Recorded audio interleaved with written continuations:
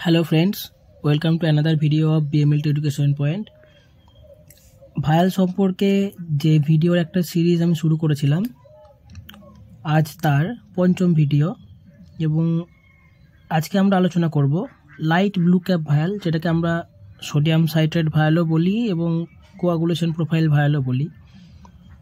সেই ভায়াল সম্পর্কে আজকের ভিডিও। তাহলে শুরু করা যাক।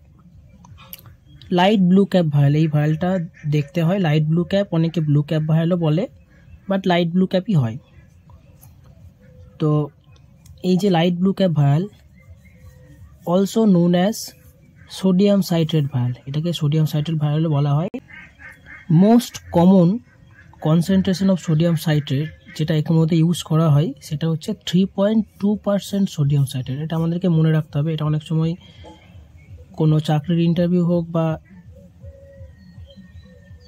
কলেজের যদি কোনো ভাইভা হয়, সেক্ষেত্রে এই কোশ্চেনটা জিজ্ঞেস করতে পারে যে মোস্ট কমন কনসেন্ট্রেশনটা কী, সোডিয়াম সাইট্রেট যেটা আমরা ইউজ করছি তার কনসেন্ট্রেশন কতটা ইউজ করি, এবং এর রেশিও হচ্ছে 9:1। এই রেশিওটা আমি লিখিনি, রেশিও হচ্ছে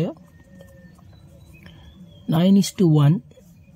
এই 9:1 রেশিওতে ইউজ করা হয়, মানে হচ্ছে 1 পার্ট অফ অ্যান্টিকোয়াগুলেন্ট আর 9 পার্ট অফ ব্লাড।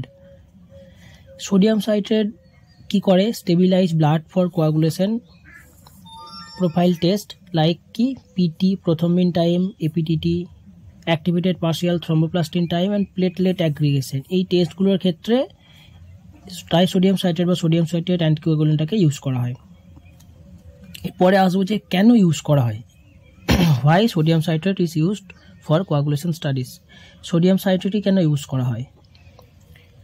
তার কারণ হচ্ছে সোডিয়াম সাইট্রেট কি করে, সোডিয়াম সাইট্রেট শুধু না, যে কোনো অ্যান্টিকোয়াগুলেন্টই প্রথম তার কাজ হচ্ছে যে ক্যালসিয়াম আয়নের সাথে, ব্লাডের মধ্যে যে ক্যালসিয়াম আয়ন রয়েছে তার সাথে bind with calcium ion and prevent the blood from clotting. Calcium আয়নের সাথে বাইন্ড করে ক্লট থেকে প্রিভেন্ট করে। এবার এর রেশিও যেটা আছে, ratio of citrate to blood হচ্ছে 9:1 বললাম, 1:9। তো এই রেশিও যেটা ইউজ করা হয়েছে, এই কারণেই যে এই রেশিওটা design to ensure that all the calcium in the sample is chelated. মানে যে ব্লাডটা রয়েছে, এই ব্লাডের মধ্যে যত ক্যালসিয়াম রয়েছে সবগুলোকেই সিলেটেড করার জন্য এই রেশিওটা ফিক্স করা হয়েছে। সিলেটেড মানে কি, যে ক্যালসিয়াম আয়নটা একটা চিলেটিং এজেন্টের সাথে বাইন্ড করছে। চিলেটিং এজেন্ট কোনটা কাজ করছে এক্ষেত্রে চিলেটিং এজেন্ট হিসেবে কাজ করছে আমাদের যে অ্যান্টিকোয়াগুলেন্টটা ইউজ করছি সোডিয়াম সাইট্রেট, সেটা হচ্ছে চিলেটিং এজেন্ট। এবার কোয়াগুলেশন টেস্ট যখন পারফর্ম করা হয়, যখন কোয়াগুলেশন টেস্ট আমরা করব তখন কি হয়, আমরা তখন ক্যালসিয়াম অ্যাড করি কেন? ক্লট ফর্মেশনটা দেখার জন্য ক্যালসিয়ামটা অ্যাড করি, ক্লট ফর্মেশন দেখার জন্য। তার জন্য আগে থেকে ক্যালসিয়ামটাকে পুরোপুরিভাবে চিলেটেড হয়ে থাকতে হয়। তার মানে কি, চিলেটেড হওয়া, which lowers calcium levels in blood. এই যে চিলেটেড কথা বলা হচ্ছে, ক্যালসিয়াম ইজ চিলেটেড, মানে হচ্ছে যে ব্লাডটা যে আমরা নিলাম তার মধ্যে ক্যালসিয়াম লেভেলটাকে কমিয়ে দেয়। এরপরে আসছি 3.2% sodium citrate is used for coagulation studies because it binds less calcium.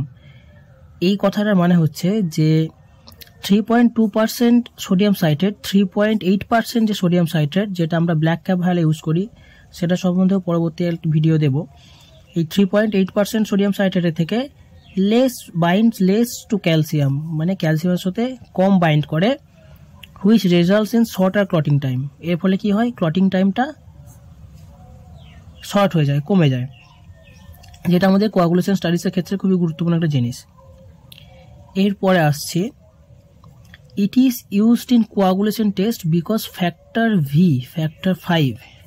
5 pro accelerin, factor 5 and factor 8 হচ্ছে অ্যান্টি হিমোফিলিক ফ্যাক্টর, আর more stable in citrated specimen. এটা হচ্ছে সব থেকে মেন ইম্পর্টেন্ট পয়েন্ট, যে ফ্যাক্টর 5 এবং ফ্যাক্টর 8 এই দুটোর কি কাজ, এগুলো হচ্ছে essential cofactor in blood clotting. এই যে দুটো ফ্যাক্টর, এগুলো হচ্ছে essential cofactor in blood clotting. কোন দুটো? কি ফ্যাক্টর ভি অ্যান্ড 8, এই দুটোর কি কাজ? এগুলো কি করে? They help activate other proteins necessary for blood clotting. এই দুটো হচ্ছে অন্য যে প্রোটিনগুলো রয়েছে যেগুলো ব্লাড ক্লটিংয়ের জন্য নেসেসারি, সেইগুলোকে অ্যাক্টিভেট করে। এবং এই অ্যাক্টিভেট না করলে কি হবে, যে প্রথমবিন, আমাদের যে প্রথমবিন রয়েছে, এই প্রথমবিন থেকে কি হয়, থ্রম্বিন ফর্মেশন হয়, তারপরে আমাদের ক্লট ফর্মেশন হয়।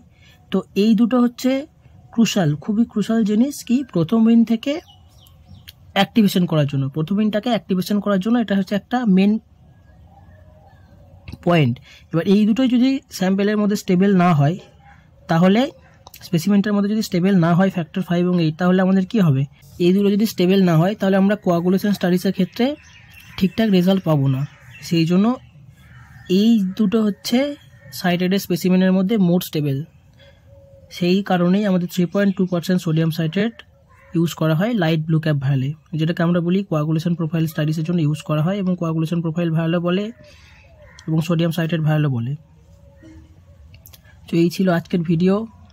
কেমন লাগলো অবশ্যই জানিও, এবং যদি মনে হয় যে ইনফরমেশন ঠিকঠাক পেয়েছো, অবশ্যই এটাকে ভিডিওটাকে শেয়ার করো, লাইক করো, এবং আমার চ্যানেলটিকে সাবস্ক্রাইব করো পরবর্তী আরও ইনফরমেটিভ ভিডিও পাওয়ার জন্য।